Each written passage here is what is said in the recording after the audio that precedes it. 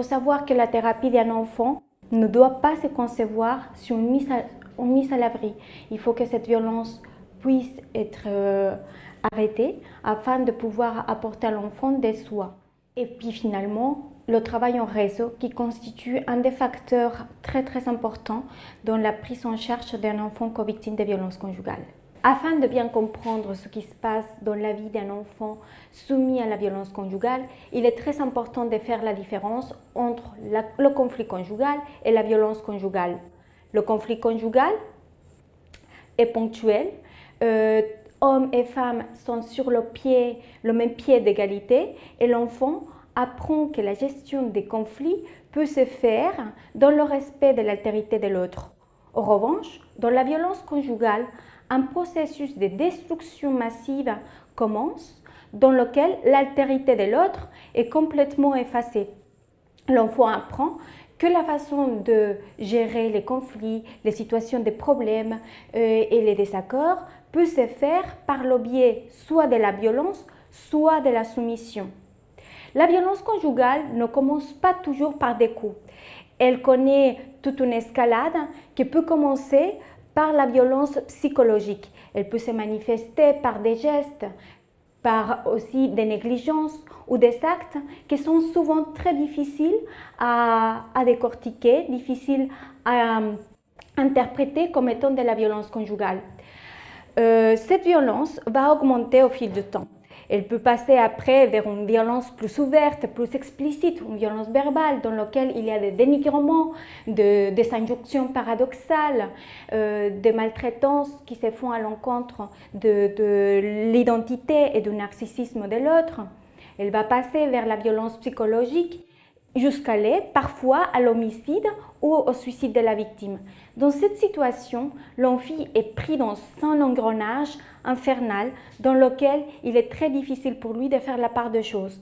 Il ne faut pas oublier qu'il aime ses parents, il aime le père, il aime la mère et il peut y avoir énormément de conflits de loyauté.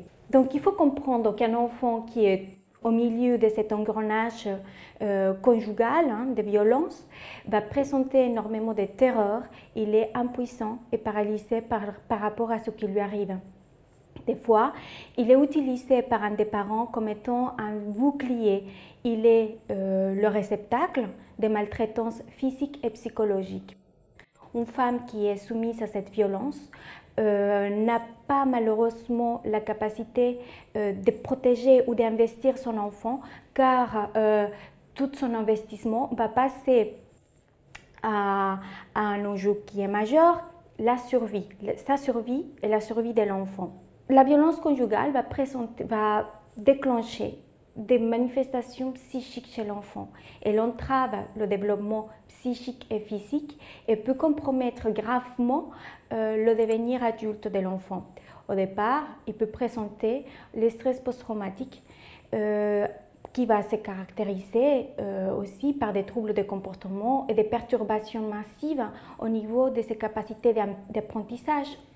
Les réactions aux événements traumatiques, c'est des symptômes tels que des évitements stratégiques et systématiques que l'enfant va mettre en place afin de ne pas revivre des scènes terrifiantes. Il évite la pensée parce qu'à ce moment-là, la pensée devient dangereuse. Donc, dans ce blocage-là de pensée, d'imaginaire, il va reproduire dans l'agir des situations violentes.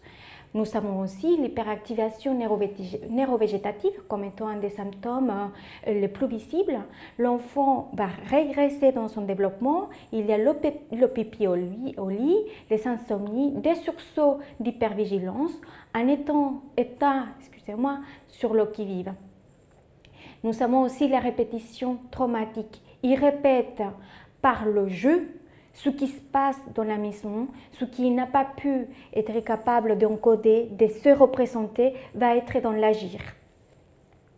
La prise en charge de l'enfant va passer par la reconnaissance. On dit à l'enfant « je te crois », elle ou il n'avait pas le droit de te faire ça, donc c'est un rappel de la loi. On va offrir la protection de l'enfant parce qu'une thérapie pour l'enfant, dédié à l'enfant, n'a pas de sens si l'enfant continue à vivre des maltraitances et continue à être l'objet des violences psychologiques et physiques. Et finalement, n'oublions pas que le travail de partenariat, le travail de réseau constitue un des piliers essentiels de la prise en charge des enfants et des femmes victimes de violences conjugales.